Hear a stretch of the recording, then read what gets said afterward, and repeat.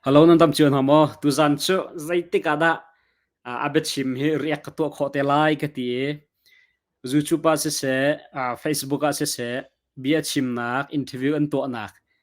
hamo ti ka ko leng mang mi KIN ralboy big semi ralboy kun mo BBC ni interview an to mi kha an van chua chiam ma me voi thum voi li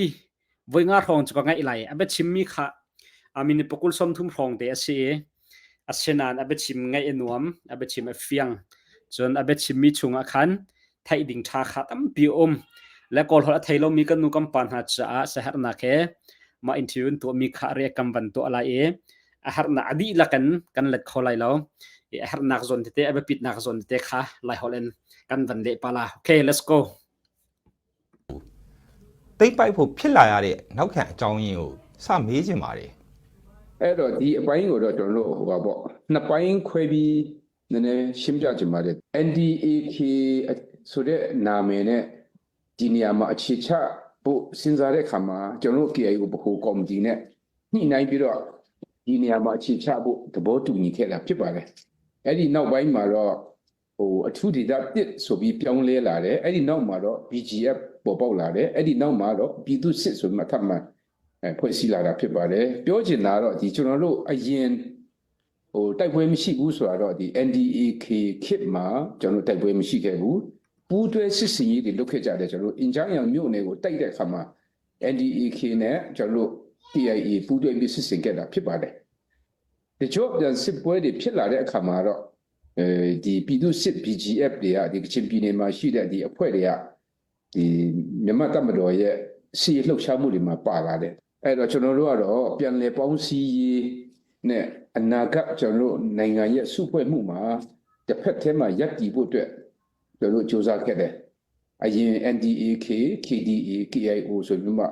K3K ကျွန်တော်တို့ဆွေးနွေးရေးတွေလုပ်တယ်အဲ့ဒီနောက်ပိုင်းမှာလည်းလုပ်တယ်မနစ်ကလည်းကျွန်တော်တို့ကဒီပြည်သူစစ် BGF များကိုကျွန်တော်တို့ ਨੇ အတူတကွရပ်တည်ဖို့ဆိုပြီးကန့်လန့်ချက်တွေလုပ်ပါတယ်အဲ့လိုကန့်လန့်ချက်တွေလုပ်နေရင်းမှာပဲစစ်မိတ်ထုတ်လာတာကိုကျွန်တော်တို့တွေ့ရတယ်အဲ့ဒီနောက်ပိုင်းမှာတော့စစ်ရေးပြင်ဆင်မှုတွေလုပ်လာတယ်ပြီးလို့ရှိရင်ကျွန်တော်တို့မြန်မာတပ်မတော်နဲ့တိုက်ပွဲမဟုတ်ဘဲနဲ့ပြည်သူစစ် BGF ကြီးပဲပါတဲ့အဖွဲ့နဲ့ကျွန်တော်တို့ ਨੇ တိုက်ပွဲတွေဖြစ်လာတာဖြစ်ပါတယ်ဒါကြောင့်မလို့ဒီဒေတာကိုကျွန်တော်တို့အခုနောက်ဆုံးအခြေအနေမှာတော့ဒီနေမြေစိုးမှုရေးရနိုင်ဖို့အတွက်ဆိုပြီးကျွန်တော်တို့တိုက်ပွဲတွေဆင်နွှဲလာတာဖြစ်ပါတယ်လို့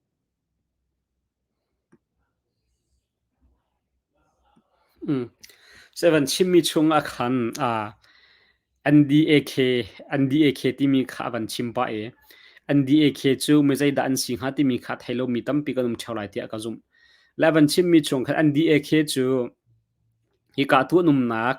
kachin athu data chita khen tha te a umhuna khwar min se mai khakam huni umhuna na khwar kho na kha KIO buhu committee central committee he tha tin hatlak nak nga rakhwa khikam umhun rakhwar tarmi khan se maka khan huwa chon BGF ti khan anmin khan khan se chun coral kap he tamro coral kap he te khan ai vai mi le mun khata ummi ai bom min si ai pe tai min si ti khavan chime ma chunga khan NDAK kha mi zai da an si ti mi te kha kam ban zau ta lai NDAK hi zaitin da chuaning si ti mi te kha kam ban zau lo NDAK chu thong kha zakwa le somret le pakwa khin kachin independent organization KIO in officer pakhat arak semi za khungting jing le a hoile semi lajok zelum le jing zelum ni khan anma KIO ral kap jasari na khan dak chu pin ha da khan dak dir mi kase chu kum thiam a chun ma NDAK le koral kap tamro khan hatlak na kan to koral kap tanga khan an dakum tina kase chun ma NDAK hi thong hi le pakwa khan BGF ti khan khan an si pelik tanga khin pelik department tanga khan chi an se chu ko ral kap chawza ni khan tangka role hai ti ban to kan harmi dang thiam nam hai ti ban to tha jong kha arak bom na ti kha hi ka an ban tial ning am ban tial mi khase chon ตัวนักกชินกชินทูเดต้าจิตมีมุนมาอันสักขันตำเดอุกชูอันลักโคคือกายอันหุ่นปีประคัตสิมีปานัวจงค่ะแค่เอาแค่นี่ขันอันลักโคจังจะเจอตัวนิ่งเสียขันจนตัวกชินเดต้ากชินเดทูเดต้าจิตมีBGF เลตัวกอร์กับเอสซีสักขันตำเดอุกชูอดีลักที่ออกกันแค่นี่ขันอันลักดีกว่าจังที่มีค่ะนิวส์กันจะอุติกาขันไทยโคเชและมาเตจูNDAKที่มีค่ะไม่ใช่ด่านซีที่ค่ะยังกันบันเฟียนนะคะดิ้งจะขันวันหลังตาตากระดูมิเช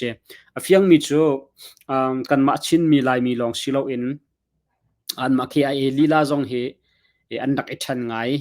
ขัดขันอันมาชุงลีลาขันเขียมไตพูดังขันดักดีเร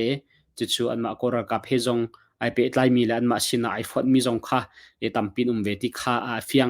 และอันมาบุชกุนมอนวันชิมนิงขันอันหัวจุนกอร์กับเฮกันดาวนักขันอันมาขันแต่ละอันหัวจุนกอร์กับแต่ละอันมาเฮลองขันดาวนักจงค่ะตัวไว้ตั้มปิติจุนหุ่นขัดฟอนดิ้งอินเบียกันนรกเล้งมังกรน่าอินอัตามทิ้งเราตัวระดาวทันนักชวนหูจงเห็นBJ Paulค่ะแค่ฟอนดิ้งอินกันสมทนาอันจูกันสมทนาเลี้ยวจุนอาจจะสิเลยเนี่ยโนรันดักเปียกนากันทุกอย่างจะฟอนนักดิ่งคนขันมีค่ะตามทิ้งเราติค่ะวันชิมิเช่โอเควันชิมิดังกันเป็นไงทันหลายลูกหลานเนี่ย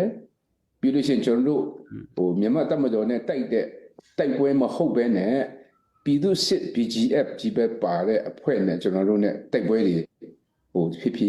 ดละผิดไปเลยแต่จังมาดูดีๆအခုချက်ချင်းကျွန်တော်လည်းအခြေအနေကိုသုံးသပ်နေတယ်။ဒါတော့အခက်အခဲရှိတာမှတ်ပါတယ်။ထောင်မှုကြီးပါတယ်လေ။တရုတ်နိုင်ငံနဲ့ဗိုလ်ချုပ်ကြီးတို့ဆွေးနွေးဖို့ရှိပါသလား။အရင်ကတည်းကကျွန်တော်တို့ကိုဖွင့်ထားတယ်ဆိုပေမဲ့ကျွန်တော်တို့ဘက်ကနေပြီးမှ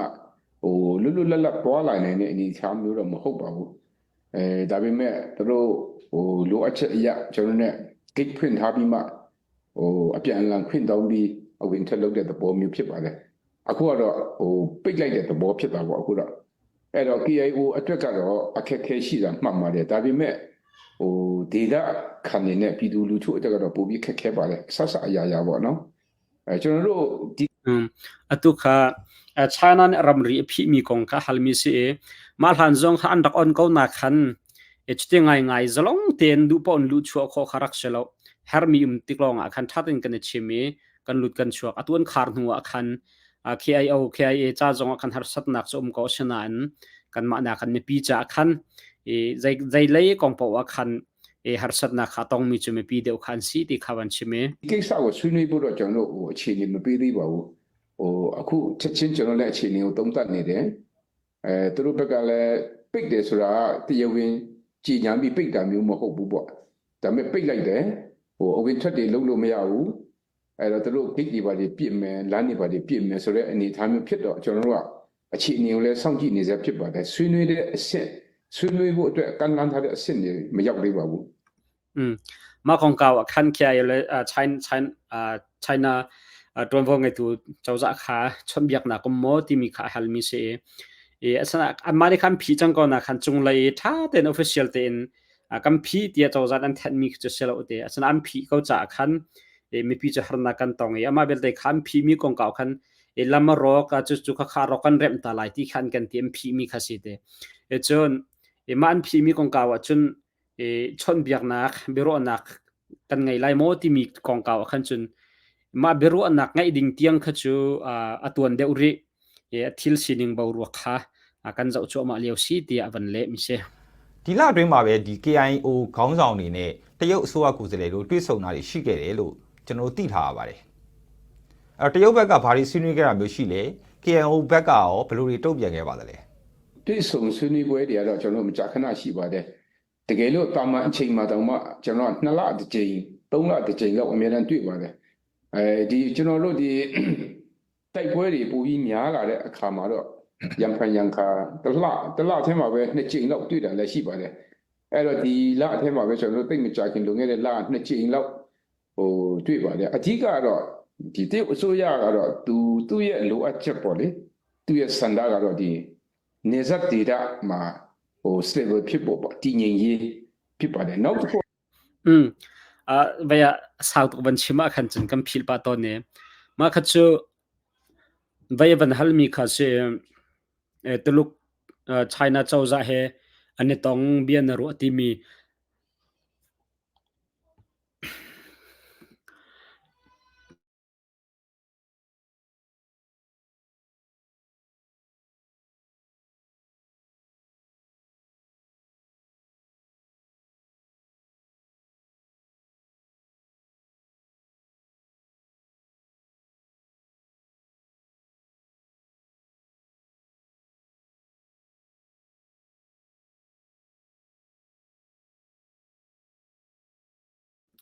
atu van hal mi ka chu China chawza he na tong bian ro ti mi kha jitin da se China le jitin da ni chim na ma ne jitin nan le ti mi kha sele ka da unak do thlana chul han hana khan kiti kana tom bia kana ro lamang ko kana tong lamang ko le atu do thlana wan chon hu labang a han chun a har cha an har ning ban to kon thakha da voi ni ai ti ban tuk na jong kha a kana tong lamang te e ma khan China chawza ne adu big mi chu ramri a hen ka da na kham lo ding ramri dai ter ding ti kha e pakhat na ka chun si te pa ni na ka ban ti mi kha avan chim men de lo we kam van ngari na lai တော့ဒီအဲ့ထက်တူနည်းနည်းလေးပို့ပြီးတဖလန်တိုးလာတာကတော့ဒီမြန်မာနိုင်ငံမြောက်ပိုင်းဒေသတစ်ခုလုံးမှာတိုက်ပွဲတွေမရှိစေချင်ဘူးဆိုတဲ့သဘောဖြစ်ပါတယ်အဲ့တော့အကြီးကတော့သူအများနဲ့အဲ့ဒါဆွေးနွေးလေးရှိတယ်နောက်ပြီးကျွန်တော်တို့ကိုမေးတာကတော့ဒီစစ်ကောင်စီရဲ့ရွေးကောက်ပွဲပြင်ဆင်မှုအပေါ်မှာဘယ်လိုသဘောထားတယ်လဲဟိုခင်ဗျားတို့ apan hi na ka chun amma aram ri long silo en e kolram kan kolram me myo pai ni te ma leikap amma toluk he ai pe tai de mi hun ha pau pawa khan e kada una kha hla silo kan du ti chun pathum na ka chun nge ti mi chu tu tan ni ase sin thim na kan to ding mi he tin dan ruwa nan chaw hlang mo jitin da nan ro ti mi khan kan halte တို့ကဟိုဘယ်လိုပေါဝင်မလဲဆိုတော့အားတော့ဆွေးနွေးမှုဖြစ်ပါတယ်အဲ့တော့ကျွန်တော်တို့ကတော့ဒီနေဆက်တည်ငြိမ်ရေးပြီးရင်ဒီကျွန်တော်တို့ရဲ့ဟိုမြန်မာနိုင်ငံမြောက်ပိုင်းတစ်ခုလုံးရဲ့တည်ငြိမ်ရေးတွေကိုကျွန်တော်တို့ကဟိုကျွန်တော်တို့ကလည်းလက်ခံနိုင်တယ်ဒါပေမဲ့ကျွန်တော်တို့ရဲ့ရည်မှန်းချက်ကတော့ဒီအာနာရှင်စနစ်ချုပ်ငြိမ်းရေးကိုအဓိကထားတာဖြစ်တဲ့ခါကျတော့ကျွန်တော်တို့ရှောင်လွှဲလို့မရတဲ့တိုက်ပွဲတွေကိုဟိုဆင်နွှဲနေရတယ်တချို့တိုက်ပွဲတွေကကျွန်တော်တို့မမျှော်လင့်ပဲနဲ့ဟိုတိုက်ပွဲတွေကခြေပြန့်သွားတာမျိုးရှိပါတယ်ဒါကြောင့်မို့လို့တရုတ်အစိုးရအနေသူပြောတဲ့တည်ငြိမ်ရေးဟိုကျွန်တော်တို့အမှုအရလက်ခံနိုင်တော်လည်းပဲဒီအာနာရှင်စနစ်ချုပ်ငြိမ်းရေးအတွက်ဆိုလို့ရှိရင်ကျွန်တော်တို့ကဟိုရှောင်လွှဲလို့မရတဲ့တိုက်ပွဲတွေတိုက်နေရတယ်ဆိုတော့ကျွန်တော်တို့ဟိုပြန်ပြီးရှင်းပြပါတယ်နောက်တစ်ခုကတော့ဒီ makase vai he chu ramri dai nak ong ka da nak tholo dimi khi chukan ma jong ne dai nak kha chukan du mi siko dai nak chukan du mi siko sena en kene tip mi kha e khong ton ral kap khong ton uk nak arhamen choi arhamen bong tiang ti kha ne tip mi kha si cha khan ka da nak kan du jong du lo jong a rialok thalawen ka da nak kan to mi si tia a kan le in ha e ti chon thim na kong he pe tla in ma China chawza ne te tin dan ro tian halmi na kha an le ni ကောက်ပွဲကတော့ကျွန်တော်တို့အထူးတလေကျွန်တော်တို့ဟိုရှင်းပြစရာတိတ်မရှိပါဘူးဘာဖြစ်လို့လဲဆိုတော့လွန်ခဲ့တဲ့ဟိုနှစ်ချိန်သုံးချိန်လောက်ကျွန်တော်တို့ကဟိုကြီးညာချက်တွေထုတ်ထားပြီးသားဖြစ်ပါတယ်အဲ့တော့ကျွန်တော်တို့ရဲ့ဒေတာမှာတော့လုံနိုင်စရာအကြောင်းမရှိဘူးဒါပေမဲ့ဒီရွေးကောက်ပွဲဟိုလုပ်ဖို့ပြင်ဆင်နေတဲ့အပေါ်မှာတော့တစုံတရာကျွန်တော်တို့ကကျွန်တော်ရဲ့အောက်ခြေတွေကိုကျွန်တော်တစုံတရာညွှန်ကြားပြီးမှဟိုပိတ်ပင်နိုင်မျိုးလဲအခုတက်တိမလုပ်ပြီးပါဘူးဒီဘယ်လိုလုပ်လာမလဲဆိုတဲ့ခြေလှမ်းကိုတော့ကျွန်တော်အမြဲတမ်းကျွန်တော်ဒီမှာစောင့်ကြည့်ရေးအဖွဲ့ထားပြီးတော့ဟိုအမြဲတမ်းလေ့လာစောင့်ကြည့်နေတာဖြစ်ပါတယ် thim na an to mi kha chu jetin da am van chol chang ni pol chu khe kan naw la kha kham ding thi phai ding ti ban tuk chu je men nol compare in halo asina an nya thlai tu kha kan nya thlai tu bu kha kan sare chun hani chun ka chinram kula jetin da thim na kong he pe ta ren an ton lai ti kha chu kan nyet chu ma leon ha si kai ma kam hu ninga chun ka chinram kula han chun thim nak chu an to kholai lo tia ati နိုင်ငံတနိုင်ငံအတွက်တစ်ချိန်ချိန်မှာဟိုစစ်မှန်တဲ့ရွေးကောက်ပွဲတော့ရှိဖို့လိုအပ်ပါတယ်ဒါပေမဲ့လောလောဆယ်ပြင်ဆင်နေတဲ့ရွေးကောက်ပွဲကတော့ဟိုနိုင်ငံကောင်းကျိုးအတွက်ဟိုကောင်းမွန်တဲ့ရလဒ်ဖော်ဆောင်နိုင်ဖို့မမြင်ဘူးလို့ကျွန်တော်တို့ပြောချင်တယ်နောက်တစ်ခုတော့ဟိုတကယ်လုပ်မယ် ram pakhat ni chun adikam han mi fel fight na kal mi thim nak chu har hrimachana tu hri thim nak an tolrel mi hi chu kan ram that nak cha dot nak takhe an tu mi silo ti kha kam hu ning si ဆိုလို့ရှိရင်တော့အခုပုံစံတိုင်းပေါ့လုပ်မယ်ဆိုလို့ရှိရင်ရွေးကောက်ပွဲမှာဒီလုပ်နိုင်တဲ့ data မှာနီးပေါင်းစုံနဲ့အနိုင်ရကောင်းရမှာဖြစ်ပါတယ်ဒါပေမဲ့နိုင်ငံရေးတိတ်ခါနိုင်ငံရေးအရှုံးကတော့ထင်သာမြင်သာဖြစ်မယ်လို့ထင်ပါတယ်ဒါကျွန်တော်တို့ဒီရွေးကောက်ပွဲမှာတုံ့တက်ထားတဲ့အချက်ဖြစ်ပါတယ် thim nak chu mun che khat an tu men ko lai na mun che khat ta zonga khen an li len thokhrol zong on alam ki pin tai nak an hu khonak ding khan zom lai tai nak zong vu ko lai suna en ram khela lim hangan ngai lai lo ram khel ta nak a khan tam pi an sung lai an zor lai ti kha thim na kong hai pe lai chun kam hu ning se te aba chimmi ngai nom tak tak se ban ngai အဲ့တော့တရုတ်ရဲ့ PR က KIA အပေါ်ဘယ်လောက်ထိတက်ရောက်မှုရှိနေလဲ KIA အနေနဲ့ရောတရုတ် PR အပေါ်မှာစိုးရိမ်မှုရှိပါသလား tuluk ni China ni kizagan tila PR pressure an ampek min ha kha ma PR ti mi lai hol dit nakam ban le nga thai mi su comment avan chim te ola ram an ti min ha kha zaitin da kin ke ai ni khanan ru ajin da le ru nak nan to ning silai ti mi khawan hal mi khase လို့ပြောတဲ့ဟာကိုကျွန်တော်စဉ်းစားကြည့်တာပေါ့နော်အဲ့တော့တရုတ်အစိုးရကလည်းသူဖြစ်စီခြင်းတဲ့ဟာကိုကျွန်တော်တို့ပြောတာပေါ့ဒီပြောတဲ့ဟာကိုကျွန်တော်တို့ကိုလိုက်နာရမယ်ဆိုတဲ့ပုံစံမျိုးတော့မဟုတ်ဘူးပေါ့ tuluk ni PR tigan ti te ka khan tuluk ni chon China chawza ni chula du mi kha chu kha ka du ti cha kan chim ko na tu tianga nan zol shim lai ti kha an kan ti lo e an du adu mien kan chim mi kha siko chu khatlai achun PR pressure an kam pek van ti ok zong khe a tha thu ve lo te ဒါပေမဲ့ဒီလိုဖြစ်ချင်တယ်ဆိုတော့အချင်းချင်းအခါခါပြောတာပေါ့အဲ့ဒါကို PR လို့ကျွန်တော်မှတ်ယူမယ်ဆိုတော့ဒါ PR လို့ပြောလို့ရတာပေါ့အဲ့လိုမဟုတ်ဘူးဆိုတော့ဒါတရုတ်အစိုးရတော့ဒီလိုဆန္ဒရှိတယ်ကျွန်တော်တို့တော့ဒီလိုဖြစ်တယ်ဆိုရင်တော့ဒါ PR လို့ပြောလို့မရဘူးပေါ့ဒါပေမဲ့ခုနပြောလို့ပဲနေဆက်တည်ငြိမ်ရေးမဖြစ်ရင်သူ့အနေနဲ့ gate ပိတ်တယ်ဆိုတာတော့ဒါ PR လို့ပြောလို့ရတာပေါ့ဒါပေမဲ့ဒီအပေါ်မှာတော့ကျွန်တော်တို့တကယ်တမ်းကျွန်တော်တို့ဟာလောလောဆယ်မှာတိုက်ပွဲဖြစ်တယ်ဆိုတော့လေတိုင်းပြည်တည်ငြိမ်အေးချမ်းမှုဖြစ်ပါတယ်နေဆက်တကြောမှာကျွန်တော်တို့ကထိချုပ်လိုက်လို့ချင်းတည်ငြိမ်အေးချမ်းမှုဖြစ်သွားမယ်အဲ့တော့ရေရှည်မှာတနိုင်ငံလုံးတည်ငြိမ်ဖို့ပြီးရင်စစ်အာဏာရှင်စနစ်ကိုကျွန်တော်ချုပ်ငြိမ်းဖို့ကြိုးစားတာဖြစ်တယ်ဆိုတော့ကျွန်တော်တို့ကြိုးစားပြီးရှင်းပြတာဖြစ်ပါတယ်အဲ့တော့ ma kha kha va ti do van chim mi chu ram hi kai ram ri kai vel te ram ri ve te kan mane kan control kho sia chon tai nak khi dai na kum la chun ral kap khong ton uk na khral kap uk nak thalo zong kha tu hi tai kan zom thau kan zom mi si tia China chau za sin a khana si kho chungin chim le fienter kho kan zuam te အဲ့လိုအစည်းအဝေးတွေမှာပြောတာရယ်အခုခိတ်တွေကိုပိတ်တာရယ်ဒီနှစ်ခုကတော့PR လို့ကျွန်တော်ပြောလို့ရတာပေါ့အဲ့ချက်ပိုတဲ့ PR တော့တခြားမရှိပါဘူး tu ram rin kharmi le jun khatia na ton na ke chu ka kha kan du ti an chimmi khachu PR tia ti khosanan ma pin khachu ma leng khachu zai man kha ram en an kan hek nak an kan nor nak zai man lo tia van le mi khachu tu behal nak kha ban thok လက်ရှိမြန်မာစစ်တပ်ရဲ့စစ်အင်အားကိုပေါ့လေဗိုလ်ချုပ်ကြီးတို့ဘလို့တုံးတက်အကဲဖြတ်ထားတာမျိုးရှိလဲ ဟုတ်ကဲ့လူအင်အားအရာကတော့တော်တော်လေးနေပါသွားပါပြီဒါပေမဲ့သူ့မှာကတော့ဒီလက်နက်ချီနဲ့လေရင်ပစ်ကူလို့ဘာလို့တော်တော်များများကြောင်ပါသေးတယ်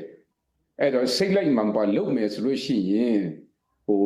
အနိုင်အရှုံးတိုက်ပွဲမျိုးမဟုတ်တော့လည်းပဲနစ်နာတဲ့စစ်ပွဲတွေကိုသူအများကြီးလုပ်နိုင်ပါသေးတယ်အင်အား koral kap heze than lo na mu ning zeta sit evan halmi khasla minung tha jang chon zor nga ngai chang ko te asena en van long ngai hriam nam tha than ngai tika ral tai nak ding tiang in ka dau nan tu kholom hana khan tam pi har nak sung tlak nak chu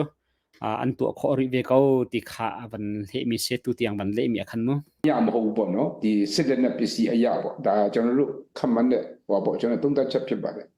အဲ့တော့ကျွန်တော်ဒီတစ်ခါနိုင်ငံရေးနဲ့ပတ်သက်တဲ့မိကုံးဘက်ကိုပြန်သွားခြင်းပါတယ်တရုတ်နိုင်ငံသားရေးဝန်ကြီးမစ္စတာဝမ်ကြီးကဒီမြန်မာနဲ့ပတ်သက်တဲ့စီးသုံးစီးပေါ့ အဲ့ဒါကိုသူပြောသွားပါတယ်အဲ့တော့ ဇွန်တေ တရုတ်ရဲ့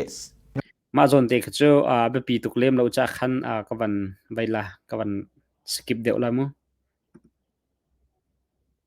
ဒီကိုစစ်ရေးရည်မှန်းချက်တိုက်ခိုက်သိမ်းပိုက်ဖို့ရှိနေတာလားခင်ဗျ စစ်စင်ရေးတိုင်းမှာနာမည် โอเคมาจนเบลนักได้ขับเบปีไงมีสิจะขัดแต่มันเกี่ยวตันอะไร ဝင်ရောက်ဆွတ်ဖက်တဲ့ပုံစံမျိုးမဟုတ်ဘဲနဲ့တကယ်ပဲဝင်ရောက်ကူညီတဲ့အနေအထားမျိုးဖြစ်တဲ့လေလို့ကျွန်တော်တို့ကဒီ CD3C အပေါ်မှာဒီလိုပဲယူဆချက်ကိုကျွန်တော်ပြောချင်ပါတယ် ပြီးခဲ့တဲ့ရက်ပိုင်းကလှုပ်သွားတဲ့ဒီ KIO KIA ပေါ့လေထူထောင်တဲ့64နှစ်မြောက်ဒီအခမ်းအနားမိကုံးမှာဗိုလ်ချုပ်ကြီးအင်မန်လှပင်မအမြင့်ဖြတ်စစ်စင်ရေးဥဆောင်ကော်မတီဖွဲ့ထားတယ်လို့ပြောခဲ့ပါတယ်အဲ့တော့အဲ့ဒီကော်မတီအကြောင်းဗိုလ်ချုပ်ကြီးဘယ်လိုရှင်းပြပေးနိုင်မလဲပင်မအမြင့်ဖြတ်စစ်စင်ရေးဆိုတော့ဒီစစ်ကောင်စီအခြေစိုက်ထားတဲ့ဒီနေပြည်တော်လိုမန္တလေးလိုမြို့ကြီးတွေအထိကိုစစ်ရေးရည်မှန်းချက်တိုက်ခိုက်သိမ်းပိုက်ဖို့ရှိနေတာလားခင်ဗျ นายอาคัน KIA แค่เอาอันเดียนักกุมสมรุกเล่กุมลิจินนักอาคันอตุ KIA เอาช่วยตุสิมีอันบันละนี่คันปินมาอามิเปียสิสินจีปินมาอามิเปียสิสินจีตีส่วนลำชูอารามินชะกะดาวนักที่โคสังหารจุดอารามินชะดิ้งกะดาวนักที่ข้าสังหารมากองกาวเขาใจได้ส่วนลำชีมาสิสินจีมา operation กองกาวเด็กค่ะเพียงไฟเดินมากันชิมของหาโมตีมาขาไปปีไงมิเสตุตันเกียร์นี่กะดาวนักอันตัวมีเฮอีใจเตียงดะกะดาวนักอันตัวลายที่มีค่ะมาวันเล่มีอาคารอลังไลถ้าเป็นวันไงข้อวันจอมเท่าเส စစ်စင်ရေးတိုင်းမှာနာမည်ရှိပါတယ်အဲ့တော့ဒါကျွန်တော်တို့လည်းဒီတစ်ချိန်ကျွန်တော်တို့အကောင့်ထဲပေါ်နေတဲ့စစ်စင်ရေးရဲ့နာမည်ဖြစ်ပါတယ်အဓိကတော့ဒီကျွန်တော်တို့ကပင်မဒါမှမဟုတ်ရေတောက်မြစ်ကိုဖြတ်တောက်နိုင်ရေးဆိုတဲ့အတိတ်ပဲဖြစ်ပါတယ်ကချင် มาเจ้า operation min คาเซ operation ปาวคันมินคันไงตุตันฮี operation กัมวันตัวนักเฮส่วนลำโจรัมปีอศิลวะติคุรรัมที่วันชั่วนักรัมชาดิงโชดิงที่คาเซเดดัสส่วนลำโจ လို့ရှိရင်အဲ့တော့ဘယ်ဟာကိုပြောတယ်လဲဆိုရင်တော့ခုနပြောတဲ့အာနာရှင်စနစ်ရဲ့ရေတောက်မြစ်အာနာရှင်စနစ်ရဲ့ပင်မဒီဟာကိုအမြင့်ဖြတ်နိုင်ဖို့ဆိုတဲ့သဘောဖြစ်ပါတယ်အဲ့တော့စစ်စင်ရေးနာမည်ဖြစ်ပါတယ်လို့အဲ့တော့တစုံတရာကိုတိကျတဲ့ဟိုပေါ့ pinpoint လုပ်တဲ့ဟာပေါ့ဟုတ်ပဲနဲ့စစ်စင်ရေးတစ်ခုလုံးရဲ့နာမည်ဖြစ်ပါတယ်အဒီ อสุลลำจูคีปักทิลปักขัดขัดคีใบไม้คลาเกนมินวสักมีขัดเชลตุกีไอนี่รัลันดาวนักวิลเตมาสิสิโอเปอเรชั่นตัวมีวิลเตรัมปีอามินปีขัดเชอาเบปีตุมาจากอสุลลำจูติรัมอติธาชะนักติธาชะนักที่ขัดสิอติคูรัมที่ชั่วนักรัมชะนักที่ขัดสิจากขันจู่การที่ของตอนนู้นนักรับกับอกนักฉลาปีอารัมปีชาเตียงอารัมปีอันชาเตียงค่ะกาดเอานักขันตัวอะไรที่ค่ะอาสุลัมสจอบอาสุลัมสมาขมุนในเฟียงไกเฟียนนิงจูมาขัดเสอาเบชิมิค่ะอาวันดีรีเราวันง่ายตารินเฮาเสลอ ဒီကတော့အာနာရှင်စနစ်ဆိုတဲ့ဟာကိုညွှန်းတာဖြစ်ပါတယ် ကျွန်တော်တို့နားလေတဲ့တော့မြန်မာစစ်တပ်ကိုတော်လှန်နေကြတဲ့အဖွဲ့အစည်းတွေ อาสุลัมจูตัวของตอนอุกนักรักกับอุกนักฉลาไปเกอันติธาปีชะนักที่เขาสิก็ชะอันติธาปีจูใครกัดอาศัยกันดิเสียจนอันมุนปินเนปีโรสก็จุดที่ไอ้เนี่ยอันติดูมิจูข้า operation กัลปีมิจูอันเนปีโรเตียงเนปีโรที่อันไตเตียงอโรเตียงเนปีโรอโรอจนอันไตเสียจนก็รำดีลักSSC ข้าอันสูงจังไรข้าอันสูงติกาขันไม่ปีดูมีFederal Democracy ตักขามันหูลงขันกันเสร์โคไลที่ข้าเสจุดจ้าจึง KIA และ KIA เนี่ยในที่มิจูอันมากัดชินรำคุลลวดนักและเจริญนักดิ่งลงข้าสิโลเอ็นก็รำปุ่มปีเจริญโคนักหาดิ่งจ้า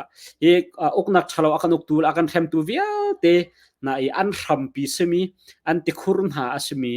อันตินหาสมีในปีโรอดีเตียงอัตลักเตียงกันไตเตียงกันดาวไลที่ข้าวันชิมดูมิเชลงลบหนักง่ายมาเบียข้าก็รำปุ่มปีดีลักจ่าเห็นทองปังชาประคัดเสติข้าวันชับตากันดูมิเชโอเค ชิมีขาวันไงทันตัวเขาเส KIA လက်တွဲသွားဖို့မူဝါဒရှိတယ်လို့ကျွန်တော်တို့အဲ့လိုအကြံဉာဏ်နားလည်ထားပါတယ်အဲ့တော့ NUG လား NUG လက်အောက်ခံမဟုတ်တဲ့လက်နက်ကင်တွေလားနောက်ပြီးဝါတို့နောက်ပိုင်းသုံးပွဲလို့အဖွဲ့တွေလားဒီလိုအဖွဲ့တွေနဲ့ရောဘယ်လိုလက်တွဲမှုလုပ်သွားမှာလဲသူတို့နဲ့ရောအခုလက်ရှိဆက်ဆံရေးအခြေအနေကဘယ်လိုများရှိလဲခင်ဗျာဗိုလ်ချုပ်ကြီးဒီကိစ္စတော့ကျွန်တော်တို့၃ပိုင်းရှိပါတယ်ဥပမာဒီကျွန်တော်တို့ FPNCC solution တော့အစကတည်းကအစုဖွဲ့ထားတဲ့နိုင်ငံရေးအဖွဲ့ပေါ့ဒါကတော့ဒီစစ်ရေးနဲ့တိုက်ရိုက်မပတ်သက်တဲ့ဒီမြောက်ပိုင်းကအဖွဲ့တွေဖြစ်ပါတယ်နောက်တစ်ဖွဲ့ကတော့ဒီကျွန်တော်တို့အစကတည်းကကျွန်တော်တို့တိုက်ပွဲတွေဆင်နွှဲနေတဲ့အဖွဲ့အထူးသဖြင့်တော့ဒီတိုင်းသားလက်နက်ကင်တော်လှန်ရေးအဖွဲ့တွေပေါ့အဲ့ဒီအချိန်မှာတော့ခုနပြောတဲ့ဒီAA တို့ TNLA တို့ပါပြီးသားဖြစ်ပါတယ်ကိုကန့်တို့ပါပြီးသားဖြစ်ပါတယ်ကျွန်တော်တို့ KIA တို့ပြီးအခြားဒီတိုင်းသားတော်လှန်ရေးအဖွဲ့အစည်းတွေပေါ့လေနောက်တစ်ခုကတော့ဒီຫນွေဦးတော်လှန်ရေးမှာပေါ်ပေါက်လာတဲ့အဖွဲ့တွေဖြစ်ပါတယ်အဲ့တော့ဒီ၃ပိုင်းရှိပါတယ်အဲ့တော့ကျွန်တော်တို့အနေနဲ့ကတော့ဒီတော်လှန်ရေးဆင်နွှဲနေတဲ့အဖွဲ့တွေနဲ့အစကတည်းကကျွန်တော်တို့လက်တွဲနေတဲ့အနေအထားဖြစ်တယ်ຫນွေဦးတော်လှန်ရေးကာလမှာပေါ်ပေါက်လာတဲ့ဒီတော်လှန်ရေးအဖွဲ့တွေနဲ့လည်းကျွန်တော်တို့နဲ့ပေါ့ထိစပ်နေတဲ့အဖွဲ့တွေနဲ့တော့ကျွန်တော်တို့လက်တွဲပြီးဆောင်ရွက်နေတာဖြစ်ပါတယ်အဲ့မှာအထူးသဖြင့်တော့ဒီကျွန်တော်တို့MOD နဲ့ဖြစ်ပါတယ် MOD နဲ့တော့ကျွန်တော်တို့ဒီစကိုင်းတိုင်းဒေတာတစ်လျှောက်လုံးမှာကျွန်တော်တို့နဲ့ထိစပ်နေတဲ့နေရာတွေမှာအတူတကွဒီအချိန်အကြာကြီးပေါ့လေဒီຫນွေဦးတော်လိုင်းစကြတဲ့ကျွန်တော်တို့အတူလက်တွဲဆောင်ရွက်နေတာဖြစ်ပါတယ်တခြားကျွန်တော်တို့နဲ့ထိစပ်မှုမရှိတဲ့အဖွဲ့တွေနဲ့တော့ကျွန်တော်တို့အဲ့လိုလက်တွေ့ပြီးမှဆောင်ရွက်နေတာမျိုးတော့မရှိပါဘူးလိုအပ်လို့ရှိရင်တော့ကျွန်တော်တို့ပူးပေါင်းဆောင်ရွက်မှုတွေရှိလာမှာဖြစ်ပါတယ်วันชิมมีคือจูอะตัว KIA นี่เห็นเราถนักอาเซียนเรามีใจบรรทุกผู้บริหารกันตอนจุลัยที่มีค่าpolicy นั่นไงมาเขาก็ให้ไปไล่กันเพียงไฟเดินวันกันชิมคอมที่ว่าเตียนหา TNLA MNDA เตียนหาเหไปไล่หนักกันวันไหนหนักของเขาวันชิมจนบีกันจนไปตักเต็มไปไล่หนักไงมีเรื่องหลักหนักไงมีชู MODT MOD ชู Defense Ministry of Defense คาสิ NGG ตังเอกาโกยูนจิฐานะคาสิเลมาเฮคันอีบอมินสิการดำชันชงเห็นหุ่นกิปะเอกาดาวนากันตัวชัวมาเขาที่มีขาวันชิมมิเชและใจดาวันฮัลทันไลวันไงทันเขาเชถ้ามาเลยบ่นี่ KIA ရဲ့မဟာမိတ်တက်ဖြစ်တယ်ပေါ့နော် TNN နေနဲ့ဒီရှမ်းမြောက်ကုခိုင်ဒီနံပါတ်ကဒေတာဘက်မှာနေမြေအငင်းပွားမှုဖြစ်တာမျိုးတွေ့ရပါတယ်ဒါနဲ့ပတ်သက်ပြီးတော့ဗိုလ်ချုပ်ကြီးတို့ဘယ်လိုဆက်ပြီးတော့လုပ်သွားမလဲနေမြေအငင်းပွားမှုကတော့အထူးကတော့နိုင်ငံရေးအရာဖြည့်ရှင်းလို့ရှိရင်ပြည်လေသွားမဲ့ကိစ္စဖြစ်ပါတယ်အဲ့တော့ဒီကျွန်တော်တို့နိုင်ငံရေးအရာဆွေးနွေးမှုမရှိတဲ့အချိန်မှာတက်တည်နေရခြားထားမှုအပေါ်မှာအငင်းပွားတဲ့ဟာကိုနေမြေအငင်းပွားမှုလို့ပြောနေတယ်လို့ကျွန်တော်တို့ဒီလိုပဲယူဆတယ်လေဥပမာပလောင်ဟာသူပလောင်ပြည်နယ်အတွက်သူရည်မှန်းချက်ရှိတယ်ဒါပေမဲ့လောလောဆယ်မှာပလောင်ပြည်နယ်ဆိုတဲ့သတ်မှတ်ချက်မရှိဘူးသို့တော်လည်းပဲဒီ PSRF နဲ့ TNLA ရဲ့အဖွဲ့အထဲမှာသူတို့ပလောင်ပြည်နယ်ဟာဘယ်နေရာရတဲ့တယ်ဆိုတာသူတို့စီမှာရှိပြီးသားဖြစ်ပါတယ်ဒီလိုသတ်မှတ်မှုမရှိသေးတဲ့အချိန်မှာသူတို့အနေနဲ့လည်းစစ်ရေးရလိုအပ်တဲ့နေရာမှာတပ်တွေထိုင်ထားတဲ့အခါမှာတော့တစ်ဖက်အောက်ခြေတက်ချင်းညင်းကြတာပေါ့တကယ်လို့ဒါနိုင်ငံရေးရဖြစ်ရှင်းလို့ရှိရင်ဒီအငင်းပွားမှုနေမြေအငင်းပွားမှုဆိုတာရှိတော့မဟုတ်ပါဘူးတချိန်မှာဒါဟာပလောင်ပြည်နယ်ဖြစ်တယ်လို့သတ်မှတ်ပြီးတဲ့နောက်မှာအငင်းပွားစရာအကြောင်းမရှိတော့ပါဘူးຫນွေဦးတော်လှန်ရေးနောက်ပိုင်းမှာပေါ်လာတဲ့တပ်တွေအပေါ်မှာဗိုလ်ချုပ်ကြီးဘယ်လိုရှုမြင်ပါသလဲຫນွေဦးတော်လှန်ရေးဘယ်လောက်ခီးပေါက်နေပြီလို့ပြောလို့ရမလဲခင်ဗျအဲ့ပွဲအနေနဲ့ကတော့အကုန်လုံးအားရစရာကောင်းပါလေဒါပေမဲ့တိုက်ပွဲများကိုဖော်ဆောင်တဲ့ချိတ်ဆက်မှုနဲ့နိုင်ငံရေးအရာကျွတ်တင်ဆွေးနွေးတဲ့အပိုင်းမှာတော့အားရစရာမရှိသေးပါဘူးကျွန်တော်တို့ဒီတိုင်းရင်းသားတော်လှန်ရေးတပ်ဖွဲ့တွေတော်တော်များများကတော့ကျွန်တော်တို့ရဲ့ရည်မှတ်ချက်တွေကိုထုတ်ဖော်ပြတာဖြစ်ပါလေထုတ်ဖော်ပြီးသားဖြစ်တာပေါ့လေဥပမာကျွန်တော်တို့ဒီ27ရာစုပင်လုံလိုနေရာမျိုးမှာဆိုလို့ရှိရင်ကျွန်တော်တို့တိုင်းသားတော်လှန်ရေးအင်အားစုတွေစုပေါင်းပြီးတင်ထားတဲ့Federal မူလို့ဘာလို့ရှိတာပေါ့ဒါပေမဲ့အခုနောက်ပိုင်းဒီຫນွေဦးတော်လှန်ရေးမှာစုဖွဲ့ပြီးတော်လှန်ရေးလုပ်နေတဲ့အဖွဲ့တွေရဲ့မူဝါဒကတော့ဘယ်အဖွဲ့ကဘယ်လိုသွားမလဲဆိုတာကြီးညာချက်တွေရှင်းလင်းသိမရှိသေးဘူးပေါ့နော်အဲ့တော့ဘာပဲဖြစ်ဖြစ်တချို့အဖွဲ့ကတော့ဒီစစ်အာဏာရှင် စနစ်ကိုအပြီးတိုက်မယ်ဆိုတဲ့ရည်မှန်းချက်တွေမျိုးတော့ကြားနေရတာပေါ့အဲ့တော့ဒီလောက်နဲ့မလုံလောက်ဘူးလို့ထင်ပါတယ်တိုက်ပွဲများကိုအားရတော့လည်းပဲတိုက်ပွဲအလွန်အတွက်ကျွန်တော်တို့စူးစီးမှုတွေကတော့အားရစရာမကောင်းသေးဘူးလို့ပြောချင်ပါတယ်ตัวเราท่านนักชวนหนูเข้มใต้ผู้ที่ห้องเดียร์มีกองจะห้องเดียร์มีนายจะตินรัวกันรำเราท่านนักจะเป็นตุกเตียงแล้วกันผักจังเตียนน้ำหูติค่ะวันฮัลมิเซ่อีเตอร์เข้มใต้ผู้ที่ตินหายกาดเอานักกันตัวนักมุนัชนกลุ่มทิ้งไงเขากลุ่มทิ้งไงเขาสนานประคัดและประคัดอีเปตไลนักไอเบียรัวนักนักหลักนักตัวนักกองเห็นกันใบงานกันชัมบาวริงไงกาดเอานักกองส่วนกันทางไงก็น่าเอ็นกาดเอานักดินหุ่นดาวทนาวันดินหุ่นใจจินดาขนมไล่เขากันสักไล่ที่มีเบใจเขาขันนักแต่เห็นกันชัมบาวไงริเตียกรัวติค่ะวันเละมิเช่စစ်ကောင်းဆောင်ဗိုလ်ချုပ်မှုကြီးမင်းအောင်လှိုင်ရပေါ့လေဒီအာဏာသိမ်းပြီးနောက်ပိုင်းမှာငញ្ញရေးဆွေးနွေးဖို့ဆိုပြီးတော့ဗိုလ်ချုပ်ကြီးတို့နေပြီးတော့လာဖို့ဖိတ်ခေါ်တာမျိုးရှိခဲ့ပါတယ် KIA နဲ့တော့မသွားဘူးပေါ့လေအဲ့တော့ KIA မသွားရတဲ့အဓိကအချက်ကဘာလို့ပြောလို့ရမလဲအဓိကတော့နှစ်ချက်ဖြစ်မယ်as a senior kan tu da khana chon as a senior kan rem dai nak to dingin som na kharak to na tlang song threm tai phu pol kha ma khan ki ai khanan dakal lo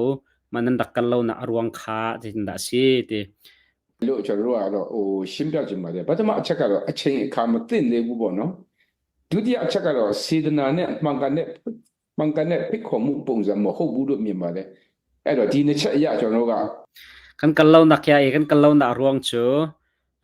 amma he biro anak bi ero chabo chung biro anak to ding kha achan sri lau pakhan nak panhi nak achun man kan somi kha lung thiang ten dot nak tak het kan somi selo ma rong achun kan kalau nak si ဒီဖိတ်ခေါ်ချက်တွေကိုလက်မခံနိုင်မသွားတာဖြစ်ပါတယ်ဟုတ်ကဲ့မြန်မာနိုင်ငံမှာပေါ့လေဒီဦးသိန်းစိန်အစိုးရလက်ထက်တုန်းကဆိုရင်ဒီ NCA ဆိုပြီးတော့ဆွေးနွေးပွဲတွေလုပ်ခဲ့တာရှိပါတယ်အဲ့တော့ဒီတိုင်းရင်းသားလက်နက်ကင်တွေ